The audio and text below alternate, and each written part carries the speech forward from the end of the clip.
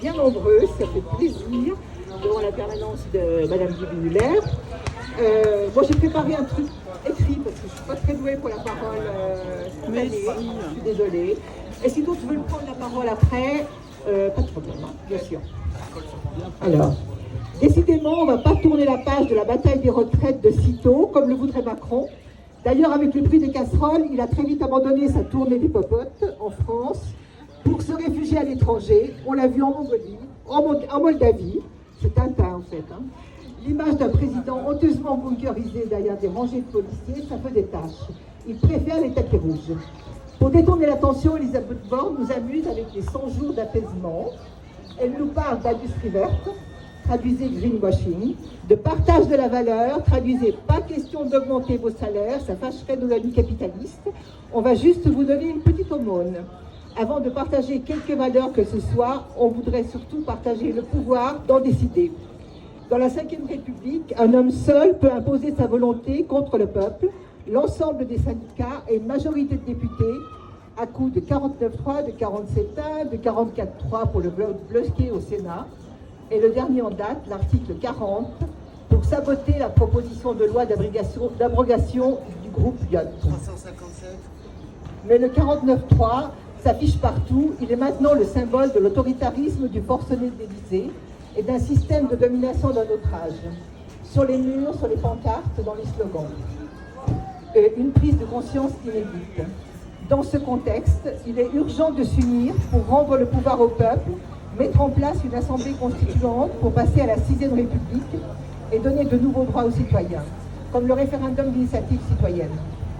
De nouveaux droits aussi aux travailleurs, pour leur permettre d'acquérir une pleine souveraineté sur leur existence en réduisant leur temps de travail dans la journée, dans la semaine et dans la vie. Pendant 40 années de capitalisme néolibéral, on a eu des lois visant à affaiblir leurs droits. Des lois retraite, Balladur, Juppé, Fillon, Sarkozy, Madelin aussi, pour le début de la capitalisation. Ça, c'est pour les amis de Madame Guy-Muller. C'était 37,5 annuités avant 1993. Et aussi récemment, une loi travail Macron El Khomri, puis Macron 2 en 2017, accompagnée d'exonérations massives de cotisations sociales qui visent à vider les caisses des assurances sociales pour réduire le pouvoir des travailleurs et pousser dans la capitalisation. De nouveaux droits aux travailleurs, aux outils de production, mais aussi aux citoyens dans leur ensemble, par le développement de la démocratie au niveau communal, départemental, pour administrer les biens communs. Il ne s'agit plus de produire n'importe quoi dans n'importe quelle condition. Avec la planification écologique, nous devrons collectivement décider de ce que nous ne produirons plus, de ce que nous produirons davantage et mieux pour préserver les hommes et la nature. Et pendant les semaines de lutte pour nos retraites, nous avons perdu la trace de la Virginie Guy-Muller. On pensait pourtant que son mandat de député consistait à faire la loi. Le brille par son absence à l'Assemblée nationale.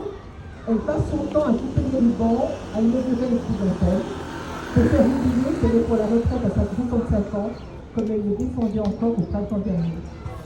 Elle nous a juste fait savoir qu'elle adorait la Ve République, le 49.3 et tout l'arsenal qui vise à bâillonner les oppositions. On verra si elle a le courage de sortir du bois après-demain, le 8 juin, pour le vote de l'abrogation de cette loi retraite, à moins d'un énième coup de force de la Macronie au bâillonner de l'Assemblée nationale. On saura le lui rappeler en temps voulu. On lâche rien. Bravo!